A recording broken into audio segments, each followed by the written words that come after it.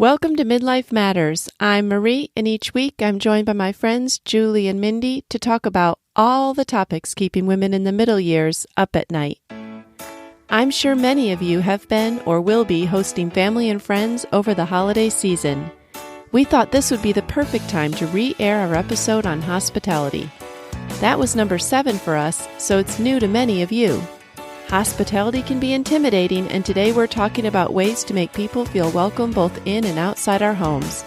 Join us as we laugh at the things we do right and the things we hope to improve.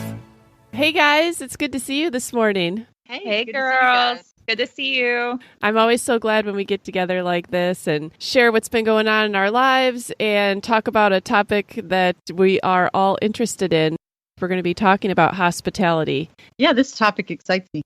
One of the things that we've gone through is just to do a general overview of hospitality, because I think so many people have an idea of hospitality in their minds. And sometimes it's intimidating to people. Sometimes it's something they feel overwhelmed by. So we just wanted to take a few minutes to kind of talk about what is hospitality? What does it mean to you? What is its purpose in your life? Mindy, let's start with you, because I've stayed at your house many times over the years, and I know that you are always so welcoming. And in your mind, what do you think about? What is truly important in having people over, it's completely changed from being about material things, what house I live in, how much space I have, how good of a cook I am, how nice my dishes are. Really, when hospitality finally got narrowed down in my mind, it became something that was simply, it's a gift by putting others first in every possible way. Mm-hmm. And so when I look at it that way, it takes away any materialistic aspect of it. It takes away the things that I feel inadequate in. Mm-hmm. And it takes away the anxiety of having a Pinterest-worthy table or home or experience. Right. And that's so true. I think that as soon as we get our eyes off ourselves and more on the other person that we're being hospitable for, we do stop worrying as much about, well, what do my things look like? Or am I Pinterest worthy? Right. Julie, what does hospitality mean to you? Well, like Mindy, I think if I was answering this question 30 years ago, I would have probably had a much different answer, because I think I used to focus more on, I would use the word entertain, like, oh, we like to entertain guests. I don't know, just that word doesn't really capture the true meaning now. I think, there are certainly times that I like to do things up big, have a fancy meal, have a great looking table, but my focus has definitely moved away from that. Hospitality is living thoughtfully and generously towards other people to make them feel included and loved. Even in the New Testament, it talks about being hospitable. And I looked up the Greek word for hospitality is love of strangers. And even though we don't probably have too many strangers in our home today, like they did 2,000 years ago, I think that's really a beautiful description. Like, it seeks to turn strangers into friends. I think that's a good thing to remember if that's your purpose. That is a really good thing. That's beautiful. Yeah. I don't think there's really much else that cements a friendship more than just being in somebody's home and over a meal. Absolutely. Right. Definitely.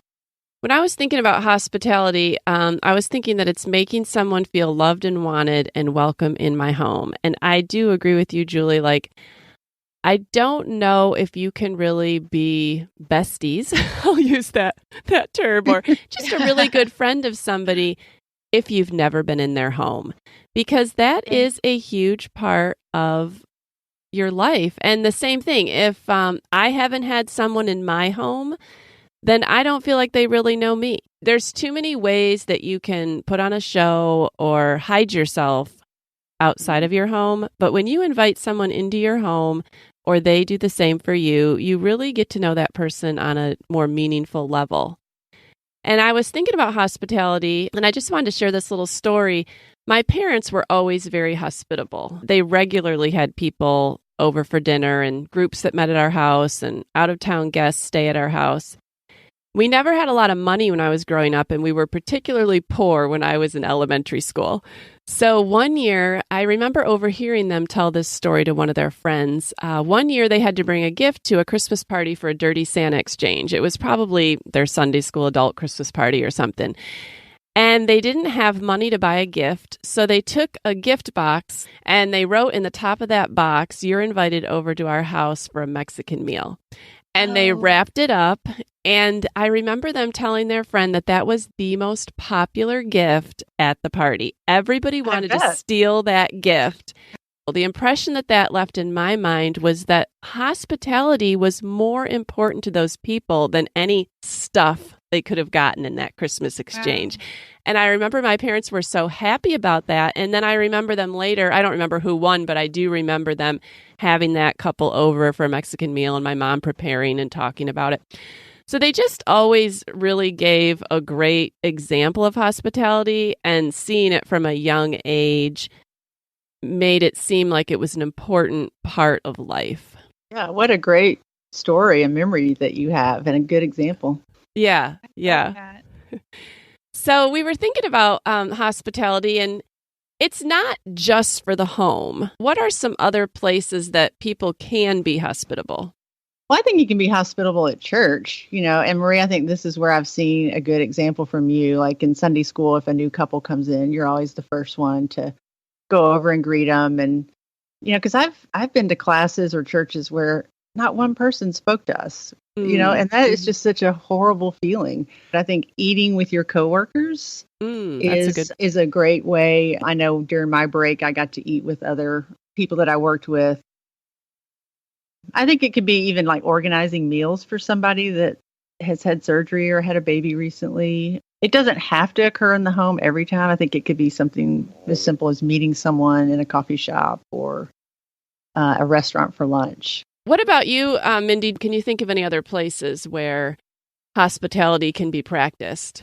Yes. I had a lot of thoughts on this question because I've been able to be at the receiving end many times of this. And also, I've had to really learn and develop my own attitude towards hospitality from a young age. I remember when I was little, we had moved to a new place, and I was just painfully shy. Neither one of you or our listeners that know me will think that that is true whatsoever. No, I don't believe it. Because I'm not that way anymore. And I will say that's truly a gift from the Lord. Because when I was younger, I was always plucked out of an environment, away from my couple of close friends, and put into a new environment where I had to try to learn and grow again.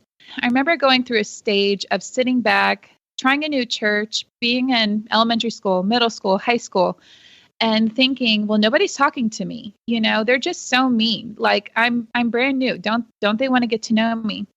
Well, I remember going home and complaining to my mother, who actually turned around and said, well, did you go and ask them their name? I was like, no, I'm the new kid. I shouldn't have to do that. And she said, they're just as shy as you are. Mm-hmm. And it's almost like, your mom saying the bug's more afraid of you. You're like, yeah, whatever. Right. But that was a turning point for me when I realized that people really are as shy as you are. And so hospitality is an attitude of selflessness. It's putting somebody else first, their needs before your own, a gift that you can give them that hopefully becomes a lifestyle for you. It's always looking out for the needs of others. It's always trying to perceive the needs of others. Whether you're the new kid or whether you're the long-standing citizen, it doesn't matter. Even being new, when I go into a workout class, I've started to ask people's names. I've learned that as I move, I need to be reaching out just as much as I hope people reach out to me, but I don't wait for that anymore. I just go ahead and reach out because life is too short. I don't know how long I'm going to live here, and I really need good friends. So that's an awesome attitude, Mindy. Good. And it's exactly why I knew you'd do fine moving. I agree with both you guys. I think that hospitality is not just at home.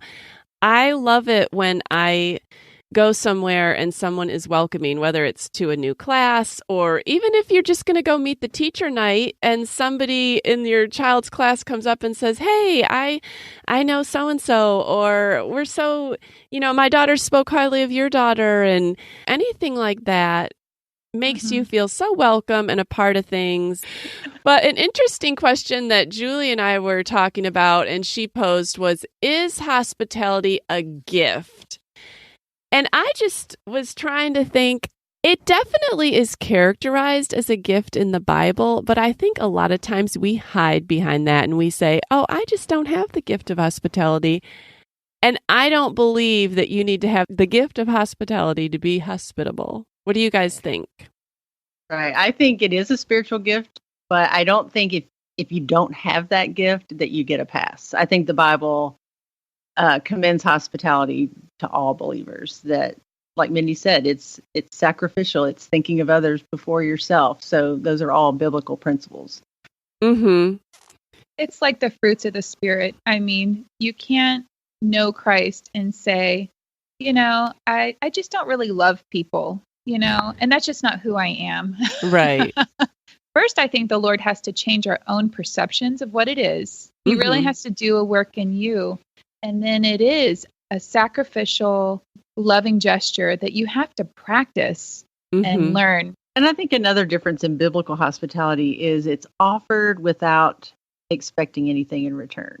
I think we probably all struggle with that. Like, well, we had them over. How come they haven't had us over? Right. Or you do something, this was probably years ago. You do something and hoping to get a reciprocal offer or whatever. But right.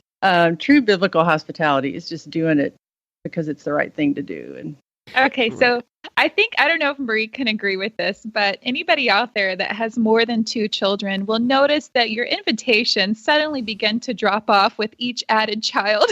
I totally agree. And so I learned a long time ago that we're a crazy mess and it's a lot for us to go to somebody's home. So I kind of had to change that perspective and know that I was going to have to be the one to offer hospitality. If the other person, offered to help out, I would allow them to help, but I would always open up my home.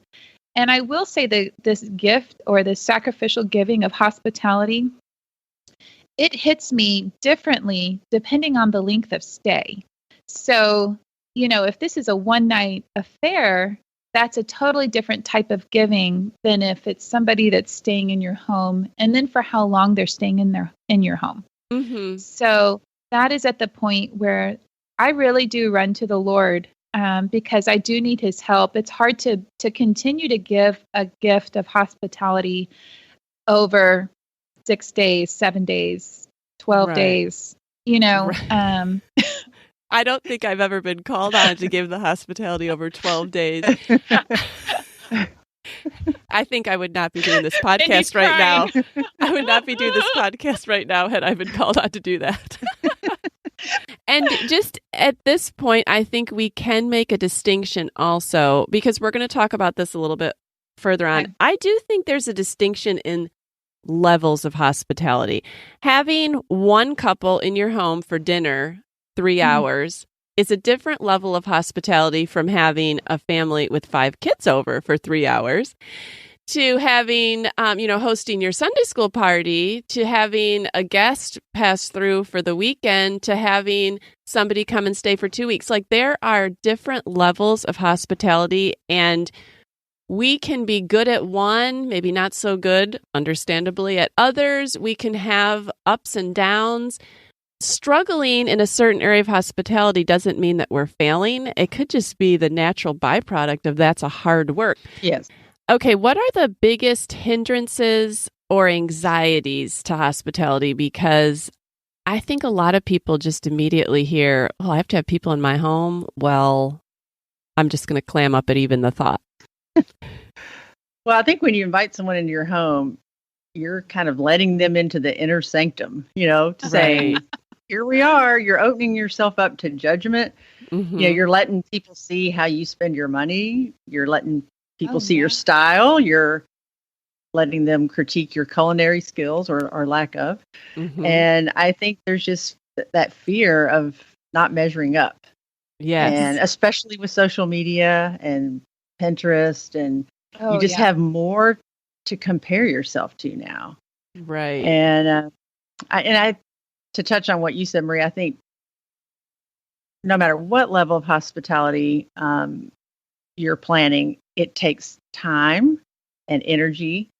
And if you have every moment of your life scheduled out in full, then you're probably never going to have anybody over, Mm. because you'll just kind of see people as interruptions to that. It really takes time to build friendships. Hmm. And I think that's probably one of the biggest hindrances today is people would say they just don't have time. Hmm. And then there's always the excuse of, oh, I don't have the gift of hospitality, or I don't have a nice enough house, or I Hmm. can't afford to be hospitable. But it's really not an extension of your wealth. It's supposed to be an extension of you. You know, Hmm. you can make people feel welcome in simple ways. It doesn't require all the extra stuff on top. Now, if you enjoy that, that's great. Like, I enjoy that part of it. Well, and if you're like me, and I said this in one of our first few episodes, I really am not going to get to know you as a friend if I've never seen you fail. So I'm just not going to trust you. I'm just not going to.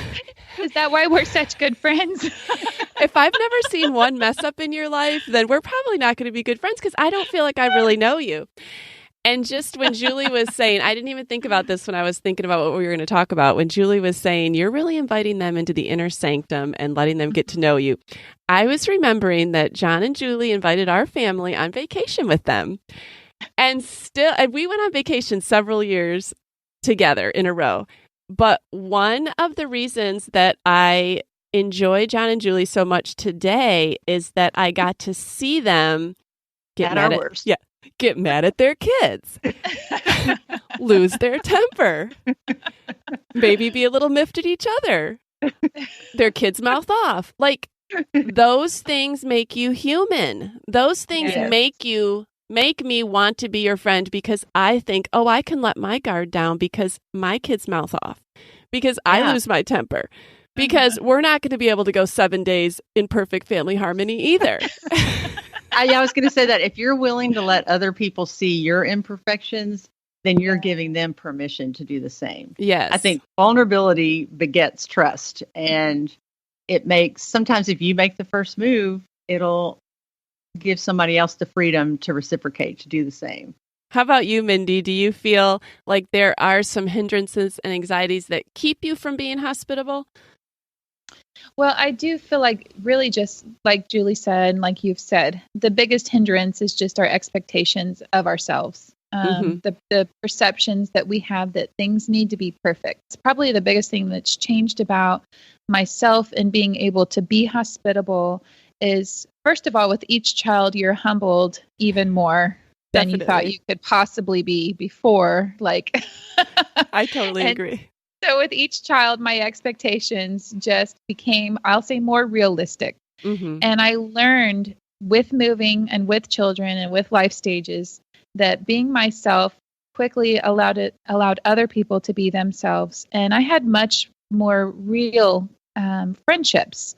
So speaking of hindrances and anxieties, I do think there are times in our lives where hospitality is easier than others. I was thinking about hospitality being particularly hard when you have little kids. It's hard for me when I had little kids to then want to invite other families over that also had little kids, because it was like you were already at your max, but yet you need that fellowship so much. So you're caught in a catch-22, because if you never invite anyone over, then you're never going to be able to commiserate on how your life is.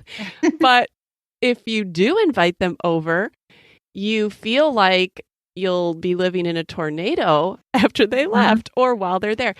And maybe I'm the only one. Mindy and Julie, did you ever feel that way? Oh, definitely. Yeah, you have to pretty much tell yourself, I'm going to do my best to clean. Hopefully it stays clean. Hopefully the kids are, being nice, while I'm trying to cook and clean, and leave it that way. But then you have to know that it's going to be all for nothing, because by the time your company leaves, it'll be worse than before you started if you all have little kids. So you just have to know going into it, this is going to be a lot of work, but it's totally worth it. Yes, for sure. Julie, are you and John similarly minded when it comes to hospitality? Do you both enjoy having people over? We both really do enjoy having people over. But if for those of you that know John, he is the more eager to do the inviting. So when the kids were little and he would always, want to have people over, we did have to work out some things like, okay, if we're going to do this, if I'm going to cook this meal, the house is a wreck. I'm going to need some help. I'm going to need you to vacuum, clean a bathroom. And he was always really good about doing that. And we kind of have a running joke like at church. I've had people stop me in the hall and say, Julie, the Christmas party is at your house, right? Because John said it would be fine. Oh, thanks, John. They know him that he might not have run this by me. So, and I've kind of gotten used to that. Like, I'm fine. But I know one thing, and I don't know if you ladies are like this, but I have a lot of apprehension about the invite. Oh, you do? I don't know if it's insecurity, like maybe nobody will want to come or they can't come, whatever. So I always make John do the inviting. That's so funny. So if he does the inviting, the pressure's off, then I'm free to plan and have fun with it. But there's this little hill to get past with the invite. Yeah, that's great because then you guys really work as a team as that. Yeah.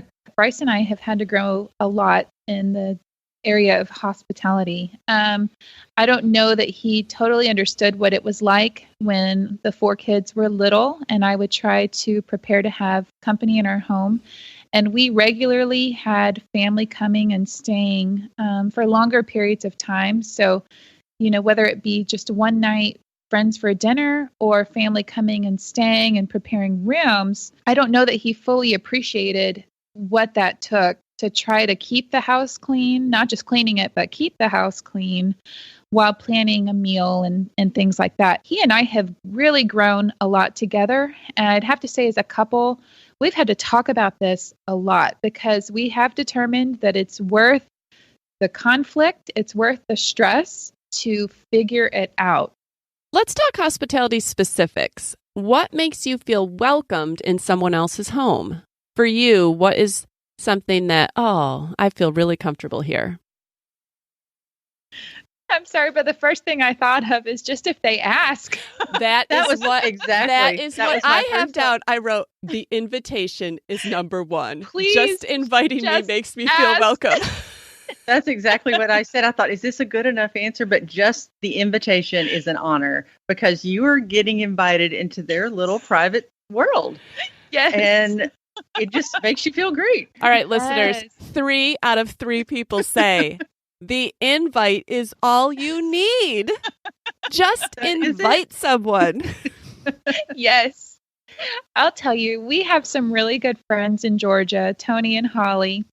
She hosts our family every Easter. We laugh so hard every time we're at her house when we're together. They have every type of game you can imagine. The food is easy and she's pre-planned. She's an organizer, a planner. And so I appreciate that about her because it frees her up to spend time with us when we're there. Mm-hmm. So to me, that's something I value also. And I really do try to pre-plan because it helps you totally focus on your guests. Yeah, I think if you especially are being invited somewhere for the first time, it just conveys this message that, I see you, I notice you, and I want to get to know you. And that just really feels great. Also, just some little touches, like my good friends know that I love ginger snaps. Oh. And I have this one friend who will always buy ginger snaps when I'm going to stay at her house. And I thought, that's just really cool that somebody would take the time to know that and then remember that. It's always nice when somebody thinks about you in that way. Mm-hmm. Yes. What would be a starting point for somebody if they wanted to become more hospitable? I would say start small, maybe invite a friend over for coffee or maybe even just dessert, to not have the pressure of a meal. And maybe try something impromptu so you don't obsess over your house or the plan, because if you'll just do that, do the inviting, then you got to follow through with it. And the less time you have to worry about it, I think, it's better. I also think maybe setting a goal, like if this is something you were really working on and want to incorporate, say, I'm going to invite someone once a month. If that's too much, once every 3 months, like whatever the time frame is to set a goal, because I think you'll be more likely to do it if you have that in mind. Don't be afraid to make it potluck. I don't think, maybe you could provide the main part and have people bring sides. Or don't feel bad about ordering pizza. Like you could add a salad and dessert to kind of personalize it.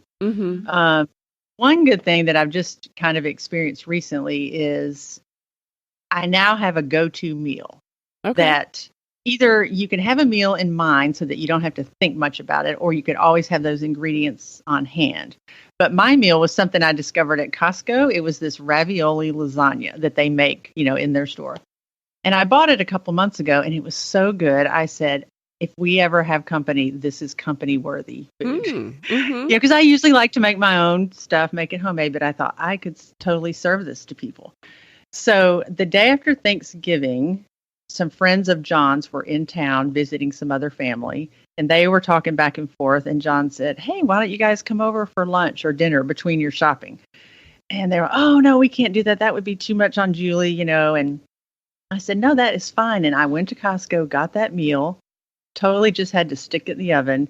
And we had 9 people over the day after Thanksgiving, and it was totally stress-free. Oh, that's great. And, our house was half Christmas, half fall Thanksgiving. All the decorations were still mixed up. I was in the process, but I didn't care. They didn't care. And it was really fun. Oh, that's great. That's really good. That is great. Those are all so helpful and things that I have absolutely experienced. I'll say to try to practice hospitality, plan ahead, invite somebody that's easy for you. Somebody that maybe is somewhat casual or that you get along with well.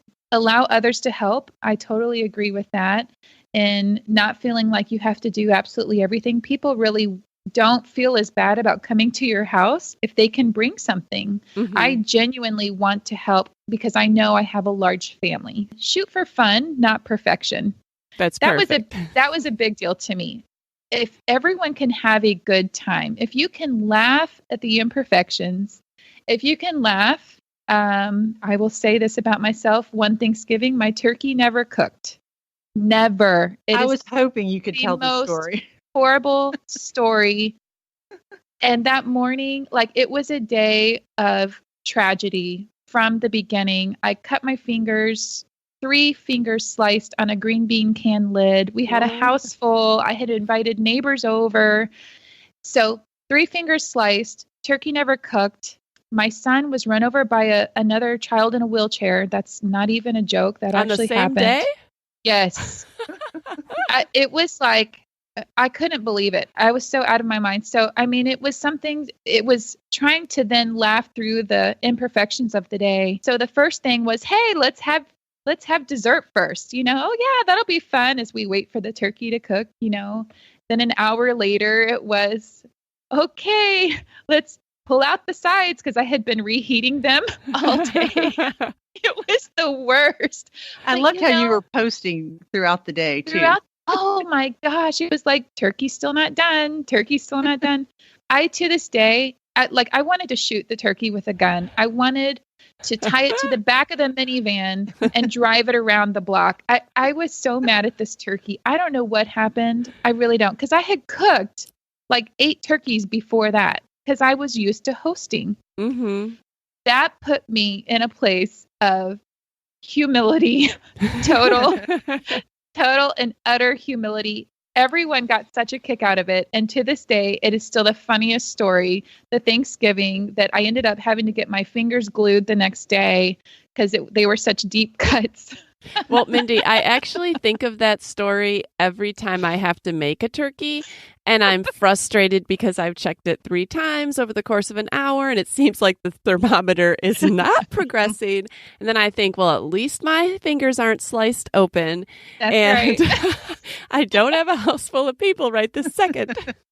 Oh, man. It was just, like I said, it was something that put me to even a more humble state than I had already been. I didn't think I could get lower. Yes. But I will tell all of our listeners that to this day, I now happily buy a cooked turkey from Honey Baked Ham. It is cooked. It is delicious. It looks like a turkey, so it's not already like pre-sliced. Right. And I buy that every year now. And Thanksgiving is so much more enjoyable. Good for you. That's great. Yeah, I was thinking about things that people could do, and I agree with Julie, like inviting just a friend or two over for dessert or to play cards. I think it's important for you to have people over for the sake of your kids. You cannot hope to raise hospitable kids and young adults if you never had anyone over. It's just not probably going to happen unless maybe they were born with the actual gift of hospitality. But in general, I think that if you grow up having had that modeled for you, then you're less intimidated by it. And I think it's important for your kids to see you laugh and have fun with your friends. Yes. And I think it's okay too. I mean, my parents used to do this a lot, to just make it adults only. And they used to have us have to go to bed or go in another room. And I can remember sneaking out to kind of spy in the hallway and listen to their conversation. It's important for them to see you in another light. It's important for them to see or hear you talk about taking someone a meal, hosting a baby shower. It's important for them to see you have the holidays at your house once in a while, to host a birthday party. It shows them that those are valuable and fun and necessary for relationships to grow. So I think, starting small and building on it, but start anywhere. Like we said, just invite someone to anything and just move on from there. Yes. One thing that does always kind of make me cringe, and I wonder, here I am talking about setting a good example for my kids, but does it ever not happen that people are coming over in the last half hour? It's like, kids do this, Steve do that, John do that, we got to do this. And you're like trying to finish up last details. Does that ever not happen in your house? Absolutely. Yeah. There's a lot of last minute stuff. Well, just as I was thinking about that this morning, I got on Facebook and Abigail had sent me a message, and it was this video. The title of it is Every Mom Before Company Comes. And the guy's making fun of moms who are like, fluff the pillows, make your bed, get that dust off the light bulb. Don't touch the dog until the company leaves. If you touch the dog, she'll shed. I mean, he's really doing a lot of satire. But I thought, I cannot be the only mom that this kind of thing happens to if they're making funny videos and they're going viral. We have a tradition in our house, and that's right before people walk through the door and everything's ready. One of my boys inevitably walks up carpeted stairs with mud. It has happened almost every single time. Well, our downstairs bathroom, the one that guests would use, I would never build my house with the bathroom right off the main area. No. So I've learned over the years that before people come, like an hour before they come, I actually close that door, put a sign on it and say, do not use this bathroom, because they will decide to use that bathroom 5 minutes before somebody walks through the door, and it will not just be a quick use. Oh, no. That's actually what I was going to say, Marie. Yes. It's the hall bathroom. We have 5 bathrooms in this house, and they use the hall bathroom, which, is you can see it from the front door. Right. It's like, why? Why would you do that? I think I can hear you saying that, Julie. We have 5 bathrooms in this house, and you choose to use the. It makes no sense to me. There's water all over the sink and mirror where they've splashed from their hands. The towels all crumpled. Some lighted candles, getting new towels. Yes. Anyway, just know that if you do have those last minute stressors, those are normal. They make viral videos that make your kids laugh about them. And you still need to just move past it.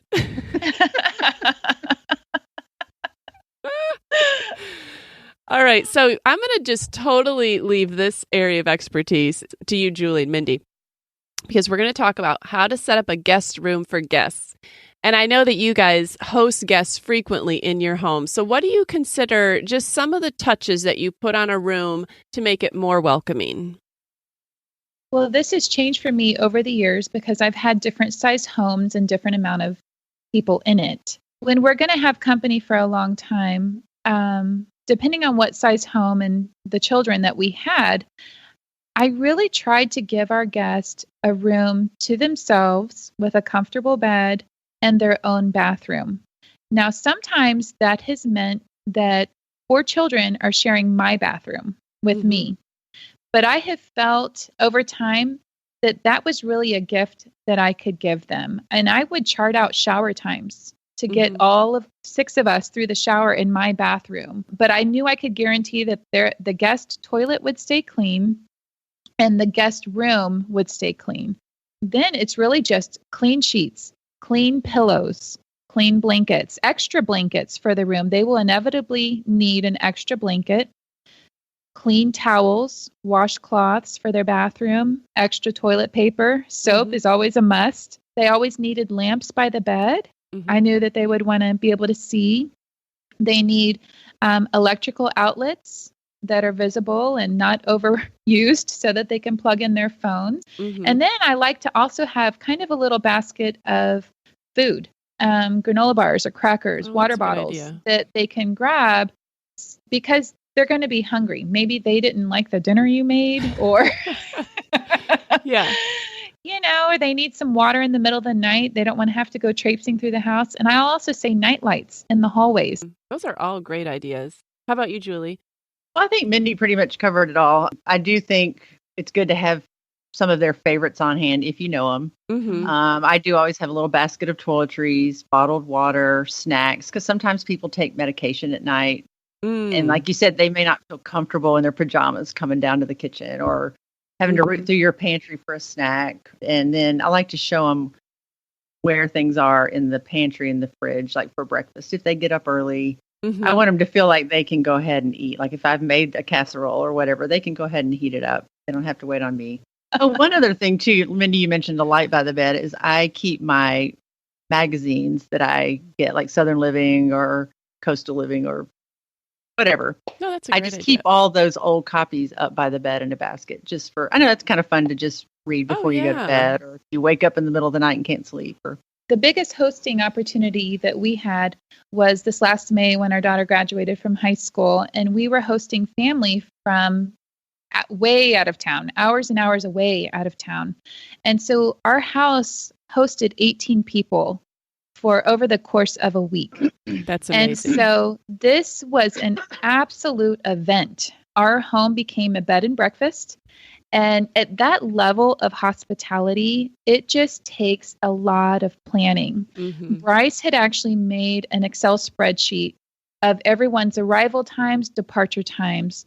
Everyone had an assigned parking spot in our driveway so that there was no conflict with parking.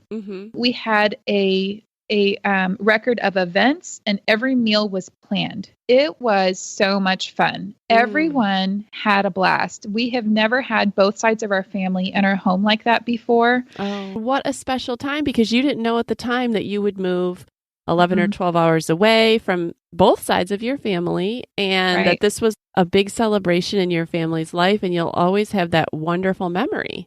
Yes. And you may never live in another house that had the resources that house had to even host 18 people. I'm really not planning on it. It was a wonderful resource, you're right, to be able to use that home and treat it like a bed and breakfast. But I will say I'm happily living in under 2,000 square feet right now. I know we hosted Molly's in-laws the week of Molly's wedding. So they have 4 kids. So there were 6 of them. And it was really, really fun. And it did take, I wasn't nearly as organized as you were, Minnie, but I did have the meals planned out and all the things that we were doing. And I had people say, why did you do that? That sounds insane. Or, that you really gave up time with your family to do that. But I didn't feel that way at all. Like everybody kind of helped and shared in all the wedding plans. And it was actually a help to have them here. And it was fun. And I feel like, I've always felt like, especially now that our kids are leaving, we have more and more bedrooms available, that if I'm going to stay in this house, we need to use it. It is a resource to use to serve other people. Right. I felt that way. If the Lord allowed us to have the house, He gave it to us to use it. And so we have always felt that we needed to use it. We had that size of home. And so we allowed our church family to use it for whatever party they asked us to throw. Yes, it is a responsibility, a talent to be used. Right. And we're going to talk about this some more because we really want to do an episode on the advantages of big houses versus small houses. But I just want to encourage people out there. I do not live in a big house compared to the size of family that I have. 7 people in the house. And we just don't have large rooms to gather in. And you don't have to have huge spaces to have even a lot of people over. Now, sometimes when you're forced in a smaller space to be with people, the interaction's better. Yes. You can't spread out so much and just be off with 1 or 2 people. Everybody's right there. Right. So I just encourage people that whether you have a large or a small area to host, there's something that you can do. And people don't mind being squished up. Like, even around a table. I mean, my table's probably technically supposed to have 10 people around it, but I've fit easily 14 or 15. And you just eat close together. Like if everyone doesn't have the recommended amount of room for their plate and napkin, who cares? I never care about stuff like that. I would rather have more people be at the table and be able to talk to more people than that I had my own personal space around me. Yeah, definitely. Right. So don't worry about those kind of things. Like we said, just get your invitation out there. That's right. Yes. Invite someone. Definitely whoever's listening, we'll be the first ones there. We'll be there. Waiting. We'll bring something with us. That's true. We don't mind pizza. No. All right. So I think these are some great ideas. I'm looking forward to this season of having people in our home because I really do enjoy that. And I really do enjoy just the laughter. And I love the feeling that you get after people leave and that warm glow of that was a really fun time. We're so happy you joined us today. Please tell a friend about the show and help them hit the free subscribe button on their favorite podcast app. For links to everything in today's episode, see our show notes at midlifematterspodcast.com or come and follow us on Instagram at Midlife Matters Podcast. That's where we post pictures and stories about all the things we talk about in each episode. Thanks for listening, and we'll see you back here next week.